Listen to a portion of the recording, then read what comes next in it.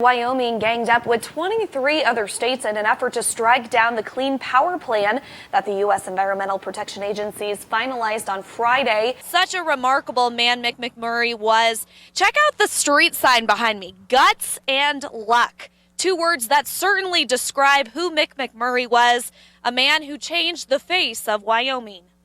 Election day for Cheyenne, city voters have a major decision to make. And I am feeling decidedly cold. Are you awake, though? I'm awake. Can we get a Good Morning Wyoming? Good morning, Wyoming. Hello, Wyoming. Tune in to Good Morning Wyoming for your chance to see country music superstar and American Idol judge Keith Urban live at Cheyenne Friend Cheer Days. And she throws, not bad. That's very good. Darn. All right. Almost. And okay, we got to come over here. We have the mascot as well here in the gym. We have the Bark Angel. Basketball starts today. Make sure you cheer on the Archangels with our Bark Angel here. And this morning, you'll meet Skylar, a kid who loves sports and could be the next T-Bird basketball star in the making. Here's the story.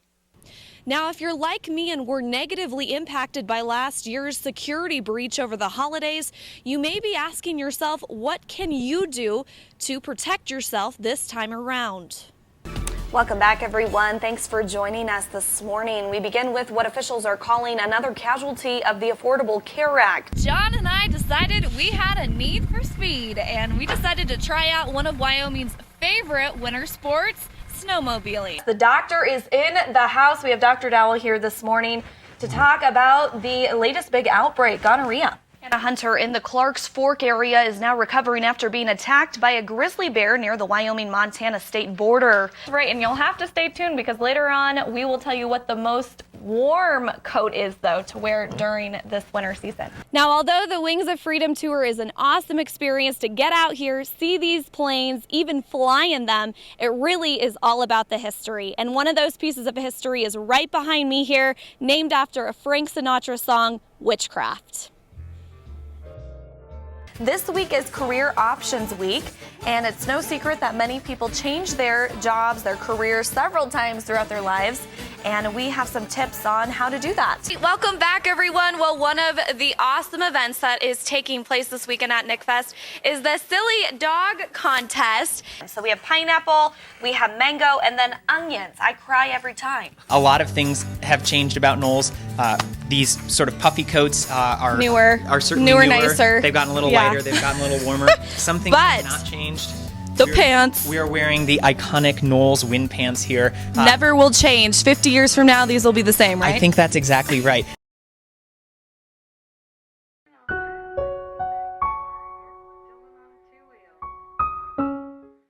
A boy and his bike. Not a care in the world other than staying on his bike. The sky was the limit for Dylan Yates. He was a Golden Glove boxer when he was younger. He was a champion wrestler. He loved going out fishing. He loved to play football. But tragedy struck early on for Dylan. When he was a teenager, he was diagnosed with the Hodgkin's lymphoma. Hodgkin's lymphoma is a deadly disease in which cancer cells compromise your body's ability to fight infection. The Hodgkin's lymphoma that he had and the chemotherapy choice that they used, they called it the kitchen sink. So they were killing just about all the cells. After chemotherapy, you can only attack the disease by putting even more poison in your body. He was prescribed those really addictive pills for his cancer, and he was taking them for quite a while when he was going through chemo. After battling a disease that almost took his life, he had to battle a new disease, that of addiction. He tried so many times. He was in rehab probably 4 different times, and it didn't help. Life didn't seem like it was worth living unless he could feel okay. But okay came with a price, something that could take his pain away. He did find something that could take his pain away, a drug he found easily on the streets. He injected himself with a combination of heroin and cocaine. 5 years ago, Dylan would go to Salt Lake City and get heroin. So it's coming from Denver and it's coming from Salt Lake. they're bringing it in here, and the numbers are rising. Transported from out of state, the drug is no stranger to the cowboy state. Used as an alternate to prescription drugs, heroin is now an addict's cheaper drug of choice. So we have seen an increase in heroin use within the city limits. They're kind of marketing it to where it's not the ugly, I need to use a needle to get high with this drug. You can snort it so that, it's more glamorous. It's not that ugly junkie in the corner type drug. In May, Dylan finished rehab and was so close. He was going to get clean. He was released from his rehab. He spent the afternoon with a friend that was local there in San Diego, and they had a great afternoon. His friend dropped him off at the airport. But Dylan never got on the flight home. He died that day of a heroin overdose in a hotel bathroom. You can't just use it once. It's evil. It's an evil drug. It'll take hold of you and it won't let go. Just like it did to my brother. Brittany Moore, K2 News. We're not far from Highway 220, tucked away in a pristine section of the North Platte River. Brian has been looking forward to fly fishing for days now. The excitement when you catch a fish, it's a fun place to go through.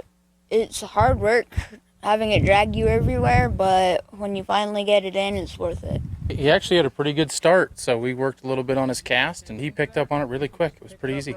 Our guide, Blake Jackson from the Ugly Bug Fly Shop. Brian is a 14-year-old and a starter on the Natrona County High School freshman football team. Yeah, I'm loving football. I play wide receiver on offense, cornerback on defense, and I'm number 83. It's more than just football for number 83. He views NCHS as a ticket to a successful future.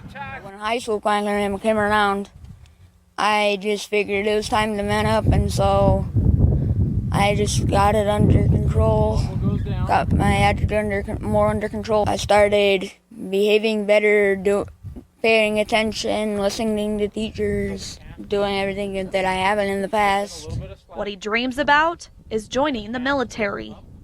I just figured that if I do good in school, it'll help me with college, and if I do good in college, it'll help me with the military. But that's not all Brian dreams about.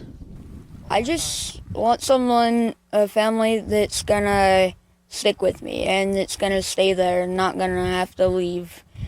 Because in the past, everybody else has just left, and it's been hard to go through so many changes like that. It tugs at the heartstrings a bit, to be honest. It makes you realize how fortunate some of us are to have people there behind us. Blake gave him some pointers while he was out on the water, and that got Brian thinking that fishing is a little like life itself, a game of trial and error. You may go through a lot and everything, but in the end, it's all for something. Like when you're fishing, you're out on the water, you get a fish, you lose him. He gets away. And you just gotta keep your head up and keep trying. You may not get him today, you may not get him tomorrow, but you'll get him eventually. And in the end, he got the fish. With your Wednesday's Child, Brittany Moore, K2 News.